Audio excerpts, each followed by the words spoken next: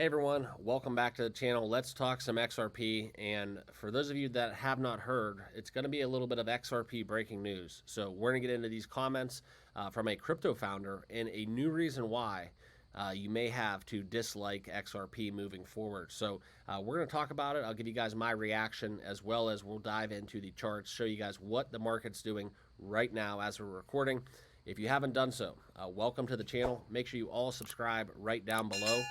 Smash that like button and let's talk about it. And feel free to give me your comments. What do you think this will do for the price of Ripple? Is this a story, a no story? I'm very curious to hear your guys' thoughts as well. And let's dive into it. Okay, so this is a crypto founder highlighting the new reason to dislike XRP. We're going to get into that in a little bit later. I do want to share with you guys kind of what's going on in the crypto world.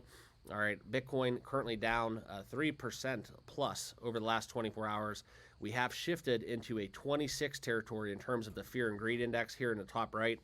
That is something very relevant when we talk about crypto and what's going on. A lot of people are betting big against Bitcoin right now. September historically has been a month where we have seen Bitcoin falter. We've seen losses in every month historically of September, every year, I should say, since the inception. And it's important to understand, though, that October, November, the 2 months following September, has always been one of the best performing months for Bitcoin. So whether or not we get that correlation in the other altcoins, XRP, so on and so forth, that will be yet to be determined. But Bitcoin right now at 54,300 and some change. That's kind of where we're at the market. You look at XRP right now, 52.76, down about 2% on the day. So XRP still trading at a $29.698 billion market cap, firmly in the fifth spot in total market cap, or I should say the seventh spot, excuse me. That's where we're at with XRP on the day. Okay, but here's kind of what the big storyline is, all right? And this is the new reason why you have to dislike XRP. I'm very curious to hear your guys' thoughts, so feel free to leave me down below a little mention in the comments. What do you think about this? Is this a no story or a story? If this is going to have a role, I want to know what you guys think, okay? So let's talk about it. And before we do, I do want to talk about today's channel sponsor. This is Margex. Right now, they are doing a $500,000 Caspa airdrop. So if you guys like Caspa, if you like trading on leverage, Margex is the platform for you. Use my link down below for discounted trading fees, as well as registering right now to create an account and claim up to $10,000 in bonuses. Check them out. If you do want to trade on leverage, if you've always thought about it, make sure you do your own research and due diligence. It's not financial advice. Leverage trading is very volatile, so make sure you guys know what you're getting into. There's no KYC, so make sure Margex is right for you and where you're located. And if you want to start trading on leverage, get signed up today, okay? But back into the story, this is where Joshua Jake, founder of Omni Swap AI, has identified another significant reason to dislike the XRP token with the political choice of some leadership roles at Ripple. Okay, so this came out of a Crypto Basics report yesterday where Chris Larsen, Ripple's chairman, all right, so not Garlinghouse, but endorsed the incumbent Vice President Kamala Harris to become the next president of the United States. Now, we've all talked about kind of what the magnitude of the 2024 presidential election has for crypto. Crypto is on the ballot. It is a issue. It is a serious issue. We've heard presidential candidate Trump, his thoughts, what he wants the United States to become a Bitcoin surplus, what he wants to do with the Bitcoin that the United States currently holds, and that's kind of where we're at. So it's a very ever-developing story. Whether or not this is enough of an issue to become kind of the swinging point of the election, if that lies with crypto. I know that it doesn't affect the majority of people here in the United States, but for a lot of people, it does matter. We talked about some of the capital gains policies. That stuff all matters for our investments and our livelihoods. So that's something to keep in consideration. But back into the news. Okay, Larsen has now joined 87 financial business leaders in signing a letter to endorse Harris's presidential bid.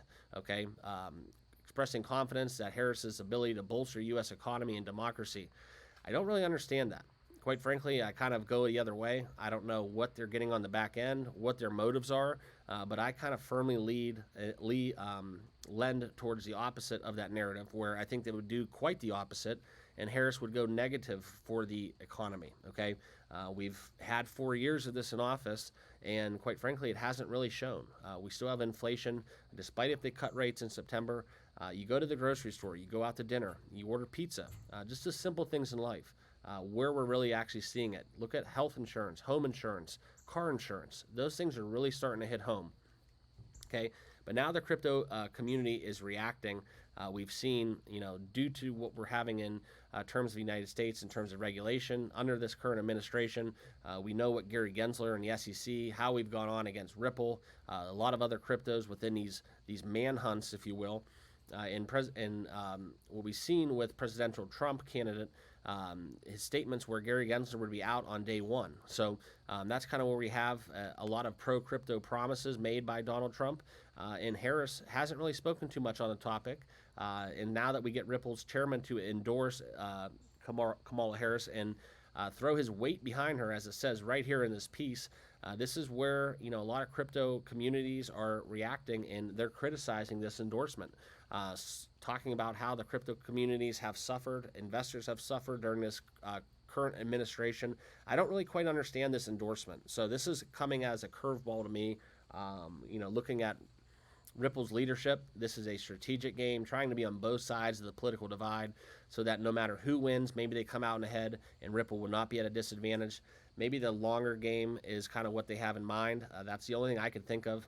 But the political choice of other Ripple executives, right? This is where we've seen Stuart Alderoty backing Donald Trump, donating $300K worth of XRP tokens in support of Trump's campaign.